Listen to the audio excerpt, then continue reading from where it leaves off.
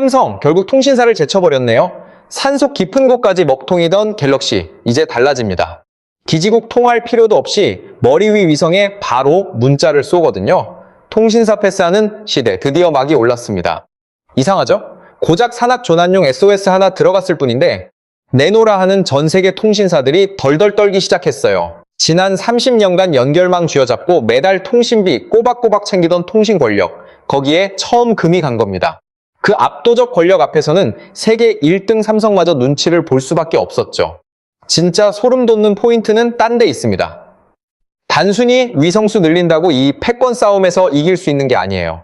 영상 끝까지 보시면 이 우주 패권전 승자가 누군지, 그 여파가 내 통신비랑 반도체 주식에 어떤 청구서로 올지뼈를 때려드립니다. 도대체 어쩌다 이 지경까지 왔는지 오늘 제대로 파헤쳐보죠. 지금 손에 쥐신 갤럭시, 당장 머리 위 위성으로 신호 쏠 수 있습니다. 기지국 흔적조차 없는 깊은 산골이어도 상관없어요. 저 멀리 뜬 위성이 그 신호 받아서 구조대의 내 위치 딱 띄워줍니다. 영화 얘기 아닙니다. 지금 손에 든 갤럭시 안에 이미 박혀있는 진짜 기능이에요. 진짜 이상한 건 지금부터입니다. 막상 삼성은 신제품 언팩에서 이걸 거의 입도 뻥끗 안 했거든요. 수천 명 몰린 무대 위에서 카메라 화소나 AI만 주장창 입에 침이 마르도록 자랑했죠. 사람 목숨 구하는 이 대단한 위성통신은 정작 한 줄 쓱 읽고 넘어갔습니다. 세계 최고 마케팅 공룡이 이 좋은 히든카드를 왜 숨기듯 냈을까요? 이 자그마한 의문을 짚어가다 보면 우리가 까맣게 잊고 있던 거대한 판이 모습을 드러냅니다. 삼성의 그 침묵 속에 진짜 무서운 판도가 숨어 있거든요. 다들 속으로 이렇게 생각하실 겁니다. 위성통신 그거 살면서 쓸 일이나 있나? 신호 다 꺼지는 오지나 먼바다 나갈 때나 어쩌다 한번 쓸까 말까 한 기능 아니냐고요? 맞습니다. 지금 위성 문자는 딱 그 정도 수준이에요. 평소엔 통신사 기지국으로 멀쩡히 전화하고 영상 보다가 신호 팍 끊기는 순간에만 잠시 하늘로 연결되는 비상용이죠. 아주 쉽게 비유해볼까요? 원래 우리 동네엔 아스팔트 도로밖에 없었습니다. 그런데 어느 날 하늘 위로 새길 하나가 뻥 뚫린 거예요. 평소엔 다들 밑으로만 다니니까 이 하늘길이 그저 비상탈출구처럼 보일 따름입니다. 사소한 기능처럼 보이는 게 당연하죠. 여기까진 다들 고개 끄덕이실 겁니다. 하지만 여기서 절대 놓치면 안 되는 핵심이 하나 있어요. 연결을 쥐는 자가 판을 삼킨다. 바로 이 한 줄입니다. 지난 30년간 그 자리를 굳건히 지켜온 게 바로 통신사들이었어요. 이 핵심 문장 뒤에서 계속 나옵니다. 지금은 대충 들어두셔도 돼요. 머릿속 한 구석에만 꼭 기억해 두세요. 자, 다시 본론으로 돌아가 봅시다. 산속에서나 쓰는 이깟 비상 기능 하나에 왜 전 세계 통신사들이 덜덜 떨고 있을까요? 여기서 소름 돋는 반전이 터집니다. 통신사가 겁내는 건 기능 자체가 아니에요. 그 기능이 안겨준 단 한 번의 체험 때문입니다. 소비자가 태어나 처음으로 통신사 없이 세상과 연결되는 바로 그 경험이요. 30년 동안 누구랑 연락하려면 무조건 통신사 거쳐야 했죠. 전화든 문자가 됐든 인터넷이든 통틀어서요. 그런데 이 위성 문자는 그 막강한 통신사를 가볍게 스킵해버립니다. 비록 지금은 감질나는 짧은 문자 한 통이지만 통신사라는 게이트를 안 거치고도 연결됐다는 경험 자체가 처음 터진 겁니다. 거대 관문을 안 거쳐도 된다는 걸 몸소 깨닫고 나면 사람 생각이 달라지기 시작해요. 당장은 아닐지 몰라도 그 자그마한 균열이 어디까지 번져나갈지 아무도 장담 못합니다. 이게 왜 오싹하냐고요? 지난 역사를 보면 정답이 나옵니다. 스마트폰에 카메라 처음 들어갔을 때 다들 코웃음 치며 비웃었습니다. 화질도 엉망이고 장난감 수준이라고 깎아내렸죠. 하지만 그 장난감이 결국 기존 카메라 시장을 한순간에 삼켜버렸습니다. 한때 골목마다 넘쳐나던 사진관도 거대 필름 회사도 그 자그마한 렌즈 앞에서 추풍낙엽처럼 쓰러졌어요. 휴대폰으로 송금한다고 했을 때도 반응은 토시 하나 안 틀리고 똑같았습니다. 누가 그 조그만 액정으로 돈을 보낸다니 다들 콧방귀를 삐었죠. 그런데 요즘은 실물 지갑 아예 안 들고 다니는 분들이 태반입니다. 폰 한 대만 쥐고 있으면 버스도 타고 커피도 마음껏 사 먹는 세상이니까요. 처음엔 허술하다, 쓰기 불편하다, 장난감 같다며 비웃던 것들이 결국 판 전체를 싹 뒤엎어버린 겁니다. 통신사들은 그 무서움을 누구보다 잘 알아요. 그러니까 겨우 손톱만 한 위성 문자 하나에 바짝 긴장하는 거죠. 여기까지 들으시면 슬슬 궁금해지실 겁니다. 도대체 통신사는 어떻게 30년이란 그 긴 세월 동안 이 독점권을 홀로 꽉 쥐고 있었을까요? 우리는 왜 매달 군말 없이 그 거금을 꼬박꼬박 헌납해야만 했을까요? 이 다음 이야기를 들어보시면 그간 답답했던 궁금증들이 단번에 싹 풀리실 겁니다. 정답을 찾으려면 통신사가 손에 쥘게 정확히 뭔지부터 파헤쳐 봐야 해요. 보통은 통신사를 그저 전화나 연결해주는 회사사로 가볍게 생각하죠. 하지만 실제 그들이 틀어쥐었던 건 우리가 아는 것보다 훨씬 거대합니다. 첫째는 바로 전파, 즉 주파수예요. 공기 중으로 데이터가 날아다니는 길목을 나라에서 허가받아 독점해버립니다.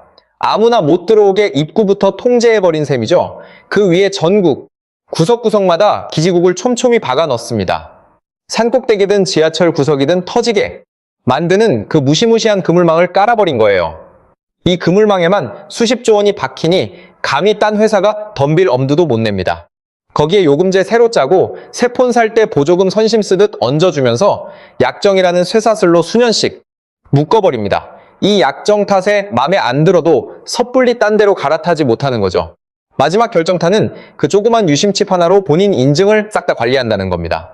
주파수, 기지국, 요금제, 보조금, 유심까지 이 5가지 핵심 열쇠를 단 한 회사가 싹 쓸어 담은 겁니다. 하나만 쥐어도 파워가 어마어마한데 5을 쥐었으니 누구도 감히 도전장을 못 내밀었죠. 연결이라는 길의 입구부터 출구까지 모조리 그들 손안에 있던 셈이에요. 알기 쉽게 비유를 한번 들어볼게요. 여러분이 큰맘 먹고 수백만 원짜리 최신 TV를 샀다고 칩시다.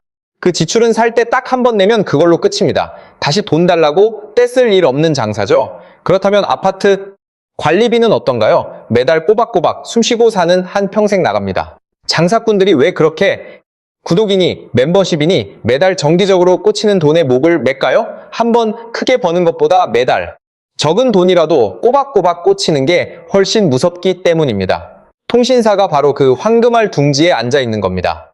여러분이 폰을 바꾸든 말든 통신비는 알아서 다달이 빠져나가죠. 이게 바로 30년 통신 권력이 누려온 진짜 무서운 실체입니다. 연결망 하나만 쥐고 있으면 노다지가 평생 굴러들어오는 구조예요. 전자제품 한대 팔고 치우는 장사가 아니라 매달 고정 관리비 챙기는 신선 건물주 자리에 앉은 셈이죠. 그러니 일단 그 자리를 꿰찼으면 웬만해선 절대로 안 내려오려 합니다. 게다가 그 조그만 유심칩 하나가 알고 보면 디지털 세상의 필수 출입증 역할을 해왔잖아요.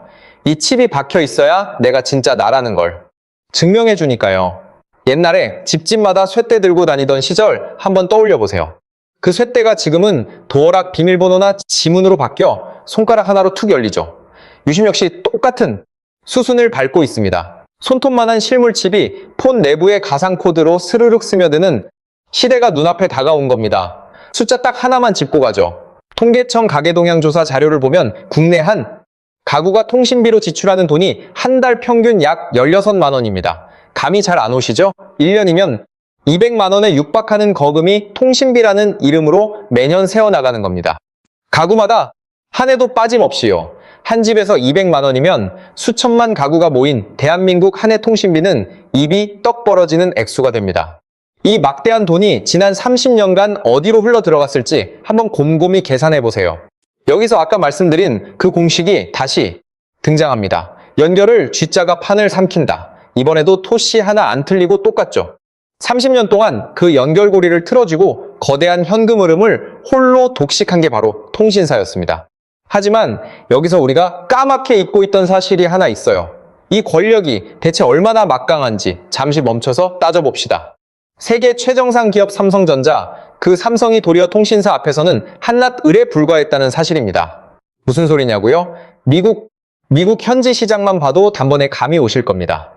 거기선 폰을 통신사 매장에서 구입하면 해당 통신사 네트워크로만 작동하게 락을 걸어 출고하기 일쑤였거든요. 똑같은 갤럭시 라인업인데도 통신사 입맛 따라 들어가는 부품이 미세하게 달랐고 특정 통신사 전용 앱을 깔지 보조금을 얼마나 쥐어줄지 약정을 어떤 식으로 묶을지조차 삼성이 아닌 통신사가 전권을 휘둘렀습니다. 심지어 전원켜 때 통신사 로고가 대문짝만하게 박히질 않나 삭제조차 불가능한 기지국 기본 앱들이 수두룩하게 깔렸죠. 세계의 최고 기술력으로 폰을 뽑아내는 제조업체가 정작 자사 제품을 어떤 방식으로 유통할지는 통신사 눈치를 보느라 쩔쩔맨 꼴입니다. 물건은 삼성 작품인데 그 물건이 소비자 손에 쥐어지는 관문 자체를 통신사가 완벽히 독점하고 있었으니까요. 제품을 기막히게 만드는 힘보다 그 제품이 고객에게 전달되는 길목을 틀어주는 힘이 훨씬 막강했던 셈이죠. 이게 바로 연결망을 잡는 자가 시장을 지배한다는 명제의 진짜 무서운 현실입니다. 자, 그럼 여기서 잠시 머릿속으로 그려보시죠. 당대 최고의 삼성을 을로 길들여버린 이 막강한 통신 패권, 이 굳건한 성벽을 흔드는 시발점이 고작 손톱만 한 칩셋 하나라면 믿어지십니까? 지금부터 펼쳐질 이야기가 진짜 하이라이트입니다. 그 손톱 크기 칩셋의 정체부터 제대로 짚어드리죠. 바로 모뎀이라 불리는 핵심 부품입니다. 다들 명칭 정도는 들어보셨겠지만 정확히 무슨 역할을 맡는지는 잘 모르시는 경우가 많죠. 아주 작고 흔해 보이는 이 조그만 칩이 실은 이 어마어마한 우주전쟁 한가운데에 우뚝 서 있습니다. 그런데 이 모뎀이라는 녀석이 왜 그토록 치명적인지 파악하려면 시선을 잠시 머리 위 우주로 돌려야 합니다. 우리 머리 위를 쏜살같이 도는 인공위성 속도가 어느 정도인지 아십니까? 무려 초속 약 7, 8km에 달합니다. 감이 잘 안 오실 텐데요. 쉽게 비유하자면 서울에서 부산까지 단 40초 만에 쏜살같이 돌파하는 미친 속도입니다. 총알 속도보다 무려 8배는 좋기 빠른 셈이죠. 이렇게 미친 듯이 질주하는 물체와 데이터 신호를 송수신해야 하니 정작 까다로운 문제는 신호를 멀리 쏘는 기술이 아닙니다. 난사된 신호를 아주 정확하게 알아듣고 해석하는 일, 바로 그게 진짜 넘어야 할 산이에요. 한번 떠올려 보세요. 사이렌을 울리며 다가오는 구급차 소리가 우리 귀에 어떻게 들립니까? 접근할 땐 톤이 솟구치다가 멀어질 땐 음역대가 뚝 떨어지며 낮게 깔리죠. 위성통신도 정확히 똑같습니다. 초속 8km 속도로 질주하다 보니 신호의 피치와 파형이 매 순간 비틀리고 찌그러질 수밖에 없습니다. 바람에 흩뿌려진 소리를 원래 정음으로 똑똑히 되살려 알아채는 작업과 판박이인 셈이죠. 이처럼 일그러진 소를 순식간에 원형대로 바로 잡아내는 미친 계산력, 그 정밀한 계산을 찰나에 순간에 연산해내는 부품이 바로 모뎀입니다. 집에 비유하자면 전체 전기가 흘러들기 전 거쳐야 하는 차단기 박스 같은 핵심 존재죠. 겉으로는 안 드러나지만 이 칩 하나가 빠지면 그 어떤 데이터도 통통하지를 않습니다. 아무리 우주에 위성을 수만 대 띄운들 정작 그 신호를 온전히 해석할 모뎀이 손안에 없다면 한낱 고철 덩어리에 불과한 거죠. 결국 하늘 위 통신 길목을 짓건 저 멀리 뜬 위성이 아니라 손바닥 안에 이 조그만 반도체 칩이었던 겁니다. 게다가 이 모뎀은 정해진 규격, 즉 세계 통신 표준을 반드시 준수해야만 합니다. 그 표준 주도권을 누가 지느냐에 따라 전 세계 모든 모뎀이 특정 규칙에 발맞춰 굴러가게 되니까요. 자, 시간 태엽을 1996년으로 슬쩍 돌려보겠습니다. 그 시절 대한민국은 세계 누구도 쳐다보지 않던 전대미문의 길을 택했습니다. 바로 CDMA라는 미지의 통신 방식을 인류 최초로 상용화해버린 거죠. SK텔레콤과 한국전자통신연구원은 이를 세계 최초 상용화라는 이정표로 선포했고 훗날 국제전기전자공학회 EEE 역시 이 위대한 성과를 역사적 기록으로 승인했습니다. 이 사건의 본질은 단순히 기술력 그 자체에 있지 않아요. 남들이 외면하던 표준 규격을 우리가 선제적으로 채택해 깃발을 꽂았다는 데 진정한 가치가 있습니다. 그 단 한 번의 결단 덕에 한국은 해외 통신 장비를 사오기만 하던 수입국에서 장비를 역으로 빠는 수출 강국으로 체질을 바꿨습니다. 남이 그어놓은 트랙을 빌려 쓰던 신세에서 규격 자체를 정하는 기획자 위치로 뛰어오른 거죠. 여기서 우리는 매우 서늘한 진실 하나를 깨닫게 됩니다. 통신 권력은 출력이 센 쪽에 가는 게 아니라 길목과 표준을 선점한 자의 몫이었다는 사실을요. 30년 전 역사도 그랬고 지금 펼쳐지는 우주전도 다를 게 전혀 없습니다. 그렇다면 현 시점은 어떨까요? 다들 이렇게 지레짐작하곤 합니다. 삼성은 최첨단 스마트폰도 뽑고 반도체도 직접 만드니 위성 시대판도 통째로 쥐락펴락하겠지라고요. 혹자들은 궤도에 위성을 가장 많이 쏘아 올린 기업이 승기를 잡을 거라 확신합니다. 하지만 진짜 반전은 여기서 터집니다. 둘 다 완전히 틀렸습니다. 우주. 패권의 향방은 위성 개수가 아니라 그 신호를 빠짐없이 해석하는 모뎀과 그 모뎀의 규격을 제정한 주체에게 돌아갑니다. 그런데 말입니다. 세계 최고 수준의 모뎀 설계력을 자랑하는 삼성이 정작 자사 최상위 플래그십 폰에는 남의 모뎀을 갖다 씁니다. 갤럭시 S25의 위성통신 기능을 돌리는 건 삼성 자체 칩이 아니라 퀄컴의 스냅드래곤 칩셋이거든요. 삼성에게도 엑시노스라는 위성 지원 모뎀이 존재하긴 합니다. 하지만 거창한 야망과 실물폰에 탑재돼 나오는 칩은 전혀 다른 문제였던 거죠. 어째서 그랬을까요? 모뎀이라는 반도체가 그만큼 만드는 난이도가 악랄하기 때문입니다. 퀄컴은 지난 수십 년 동안 이 모뎀 하나 가지고 세계 통신 시장을 휘어잡았죠. 전 세계에 내다 파는 플래그십 갤럭시 시리즈만큼은 삼성조차 검증 끝난 퀄컴 칩을 선택할 수밖에 없었던 겁니다. 자사가 모뎀을 만들어내는 회사인데도 말이죠. 원대한 야망은 야망대로 품으면서 실속은 정작 남의 칩으로 차린 꼴입니다. 삼성이 이미 승기를 잡았다는 우리 지레짐작부터가 완전히 빗나간 셈이죠. 폰 제조 능력도 모뎀 설계 능력도 그 자체만으로는 승리를 보장해주는 수표가 아니었던 겁니다. 모뎀을 직접 제작하는 공룡 기업조차 자기 간판 제품엔 경쟁사 칩을 가져다 쓴다. 이 엄연한 사실 하나만으로도 슬슬 등골이 서늘해지지 않으시나요? 그렇다면 위성 개수도 답이 아니고 모뎀 기술력마저 답이 아니라면 대체 이 거대한 우주전쟁의 진짜 승자는 누구라는 말입니까? 그 해답을 깨닫는 순간 그동안 제각각 놀던 모든 파편이 비로소 하나로 딱 맞춰집니다. 그리고 그 전체 윤곽은 예상보다 훨씬 거대해요. 이제 흩어져 있던 조각들을 하나로 엮어보겠습니다. 결국 이 모든 맥락을 관통하는 진실은 단 하나입니다. 위성이든 모뎀이든 그 자체가 최종 목적지가 아니라는 점이에요. 위성을 수만 기쏘아 올리든 모뎀을 기막히게 뽑아내든 그게 끝이 아닙니다. 진짜 승패는 전혀 엉뚱해 보이는 두 지점에서 갈려요. 위성 보유량이 몇 개냐, 모뎀 속도가 얼마나 빠르냐를 재고 있는 동안 승부의 추는 완전히 다른 곳에서 기울고 있었던 거죠. 첫째, 누가 소비자와 직접 결제 계약을 맺느냐. 둘째, 수십억 대 스마트폰에 탑재되는 그 표준 규격을 누가 쥐느냐. 이 둘입니다. 한번 머릿속으로 그려보세요. 위성을 띄운 주체가 통신사 패스하고 여러분과 직접 요금 계약을 체결해버리면 어떻게 될까요? 그 순간 통신사라는 중간 게이트는 더 이상 존재 이유가 사라집니다.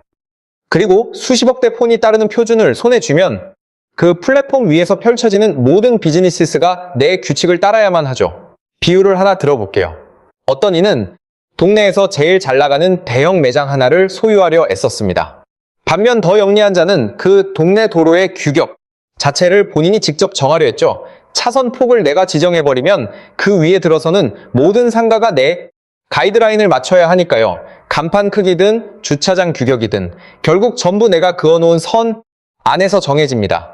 개별 매장 하나는 흥하다가도 망할 수 있어요. 그렇지만 길의 규격을 틀어진 권력은 간판이 바뀌고 주인이 바뀌어도 영원히 남습니다. 표준을 선점한다는 게 바로 이런 무서운 의미예요.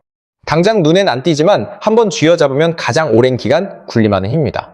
자, 처음에 제가 꼭 명심하라고 던졌던 그 한 문장 기억나십니까? 연결을 쥐자가 판을 삼킨다.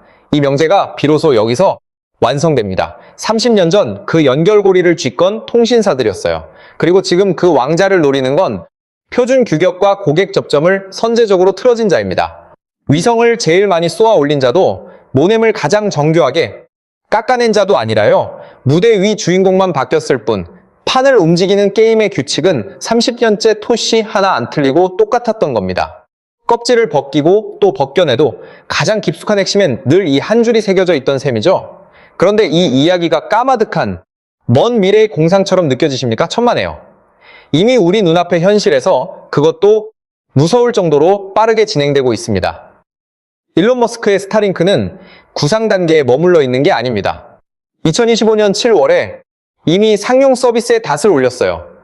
2026년 초 기준으로 650기가 넘는 커뮤니케이션 위성이 우리 머리 위에 빽빽이 떠 있습니다. 22개국 그리고 4억 명에 육박하는 인류가 손을 뻗으면 곧바로 닿을 거리까지 바짝 다가와 있어요.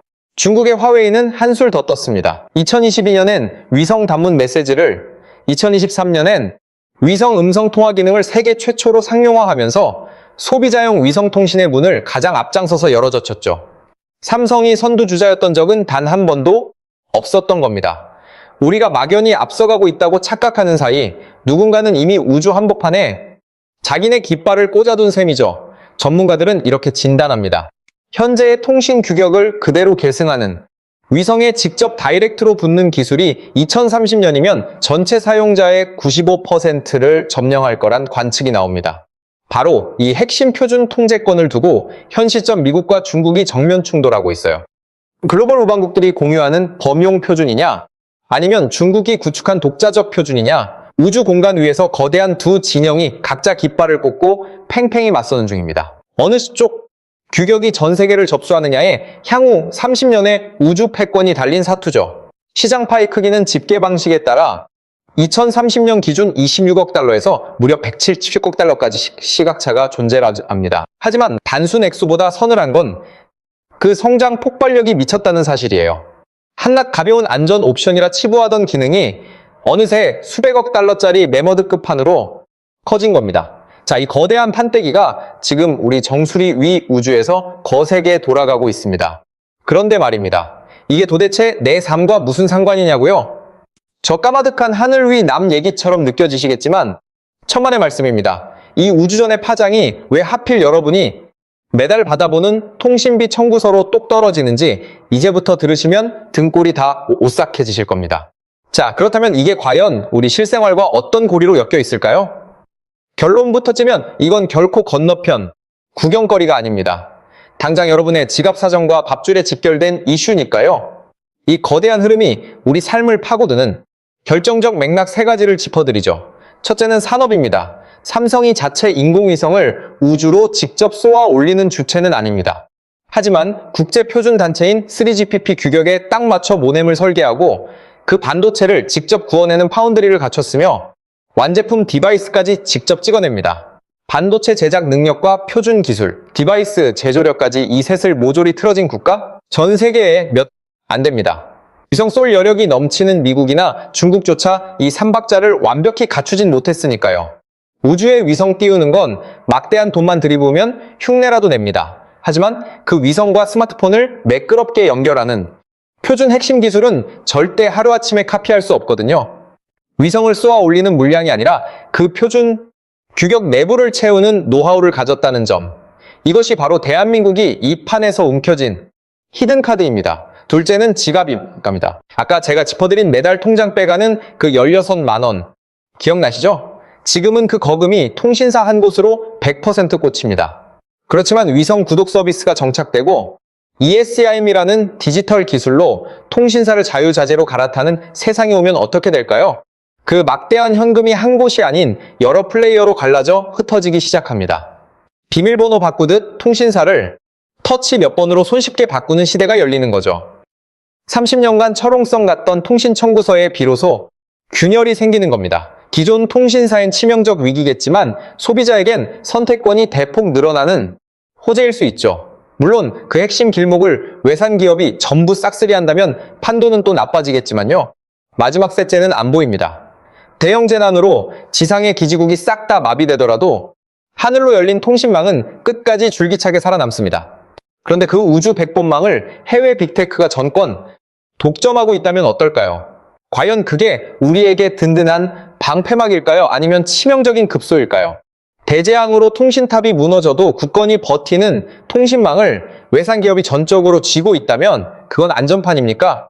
아니면 아킬레스건입니까? 해외 위성이 우리 국민과 직접 망을 터버리는 시대는 통신주권이라는 묵직하고 새로운 화두를 던집니다. 여기서 과거의 한 장면을 복기해 보시죠. 스마트폰에 카메라가 처음 얹혔을 때를 떠올려 보세요. 화질도 형편없다며 콧방귀 뛰던 그 앵글 하나가 결국 거대한 필름, 산업을 흔적도 없이 쓰러뜨렸잖아요. 그때 역시 거대한 거품의 방향을 읽어낸 자와 끝까지 장난감이라 비웃던 자의 운명은 완벽히 갈라졌습니다. 그러니 앞으로 관련 뉴스를 접하실 때 겉으로 화려하게 빛나는 신기술 자체에 눈속임당하지 마세요. 그 이면에서 표준과 모뎀이라는 진짜 핵심 길목을 누구 손에 쥐어주려 하는지 꿰뚫어보는 안목이 필수입니다. 그리고 대한민국은 실은 이 운명의 갈림길을 이미 한번 기막히게 돌파해본 저력이 있는 나라예요. 1996년 한국은 남들이 안 가던 신규 표준을 뚝심 있게 택해 장비 수입국에서 글로벌 기술 수출국으로 대반전을 이뤄냈습니다. 카메라 시장이 증명했듯 통신 패권 역시 거대한 시대의 흐름을 먼저 낚아채는 자의 차지였습니다. 그로부터 정확히 30년 뒤 위성과 모뎀, 그리고 세계 표준을 둘러싼 이 거대한 성전 앞에서 한국은 또다시 동일한 선택의 기로에 서 있습니다. 길목을 선점하는 자가 승리한다. 이건 30년 전이나 지금이나 절대 불변하는 진리입니다. 그때 우리는 천금 같은 길을 맞게 골라잡았죠. 그 해안 하나 덕분에 남의 기술 구걸하며 연명하던 처지를 단숨에 역전시킬 수 있었습니다. 그리고 이번 판돈의 승패 역시 결국 진짜 길목을 꿰뚫어보는 안목에 달렸습니다. 이번엔 과연 어떨까요? 차세대 연결의 문을 가장 먼저 열어젖힐 주인공은 과연 누구겠습니까? 30년 기득권을 쥐고 흔들던 통신사일까요? 우주를 위성으로 덮어버린 거대 공룡일까요? 아니면 손바닥 안무냄 칩과 세계 표준을 선점한 자일까요? 이 거대한 패권에 향방이 어디로 튈지 여러분은 지금 어느 쪽에 표를 던지시겠습니까? 자유로운 의견을 댓글로 달아주세요. 오늘 영상이 흥미로우셨다면 구독과 좋아요